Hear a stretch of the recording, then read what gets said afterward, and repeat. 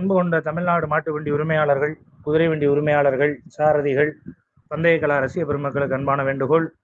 அதாவது எதிர்வருகின்ற 22/12/2024 வருகின்ற ஞாயிற்றுக்கிழமை புதுக்கோட்டை மாவட்டம் கீரனூர் குன்றாண்டார் கோவிலில் நடக்க இருக்கிற பந்தய விழா, அதாவது நோட்டீஸில் காலையில் நடைபெறும் என்று போட்டிருந்தோம். தற்பொழுது மாற்றப்பட்டு மாலை பந்தயமாக நடைபெற இருக்கிறது. அதாவது நம்ம தமிழ்நாடு திராவிட முன்னேற்ற கழகத்தின் மாநில செயற்குழு கூட்டம் அனைத்து மாவட்டங்களிலும் நடைபெற இருப்பதால் இந்த பந்தய விழா காவல்துறையின் சார்பாக அறிவிக்கப்படுகிறது. அதாவது ஞாயிற்றுக்கிழமை காலை நடைபெற இருந்த பந்தய விழா அன்று மாலை சரியாக 3 மணிக்கெல்லாம் நடுமாடு, 4 மணிக்கெல்லாம் சிறிய மாடு, 5 மணிக்கெல்லாம் குதிரை வண்டி பந்தயம் நடைபெறும் என்பதை விழா கமிட்டியின் சார்பாகவும் அன்போடு அறிவிக்கின்றோம். மீண்டும் அறிவிக்கின்றோம்.